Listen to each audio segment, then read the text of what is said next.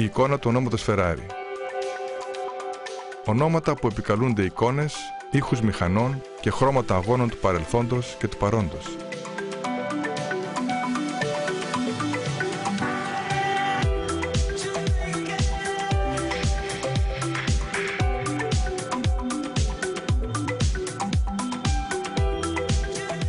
Αγώνες που έγιναν από ανθρώπους, αυτοκίνητα και συναισθήματα. Αυτή είναι η εικόνα της Ferrari.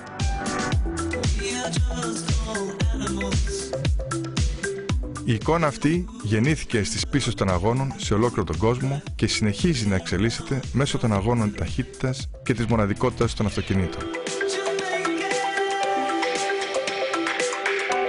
Αυτοκίνητα που προσφέρουν μηχανική και αισθητική αποκλειστικότητα και μοναδικά συναισθήματα.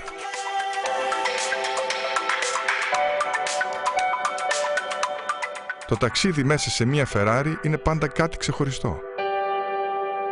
Είναι ένα ταξίδι στην τελειότητα. Είναι ένα ταξίδι που γεννάει έντονα συναισθήματα. Όταν κάποιος ζει έντονα αυτό το πάθος, είναι δύσκολο να απαρνηθεί ορισμένα σύμβολα.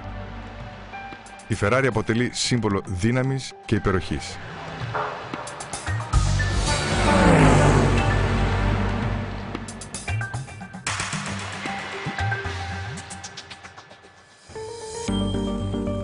Με ρώτησαν κάποτε, γιατί είναι τόσο ξεχωριστά τα αυτοκίνητα της Ferrari, σε τι δηλαδή διαφέρουν από τα άλλα, και απάντησα ότι κάποιοι φτιάχνουν αυτοκίνητα, η Ferrari φτιάχνει φάρμακα για αρρώστους. Το λογότυπο που αναγνωρίζεται στα αυτοκίνητα Ferrari έχει ιστορική προέλευση. Κατά τη διάρκεια του Πρώτου Παγκοσμίου Πολέμου, ο Ιταλός πιλότος Φραντσέσκο Μπαράκα, ο οποίος τιμήθηκε με το χρυσό μετάλλιο για τις ηρωικές του υπηρεσίες, υιοθέτησε το ιστορικό αλογάκι σαν το προσωπικό του έμβλημα, ζωγραφίζοντάς το στην άτραχτο του αεροσκάφους του.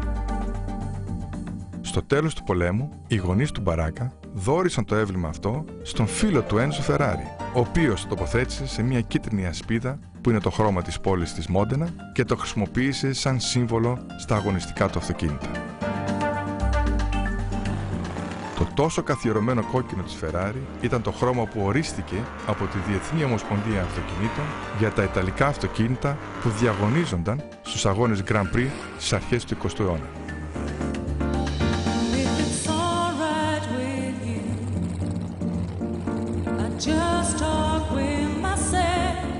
Έτσι, το αλογάκι της Ferrari έμελε να γίνει παγκόσμιο σύμβολο του πάθους για την νίκη, για το τέλειο αποτέλεσμα και για το άριστο τελικό προϊόν.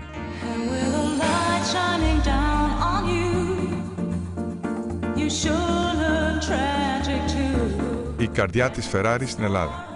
Ο πρόεδρος της Ferrari, κύριος Λούκα Ντι Μοντιτζέμελο, επιθυμώντας να επιβραβεύσει τους ανθρώπους της παραγωγής για μια ιδιαίτερα επιτυχημένη χρονιά, επέλεξε την Ελλάδα για να πραγματοποιήσει μια ξεχωριστή εκδήλωση τιμώντας τις προσπάθειές τους.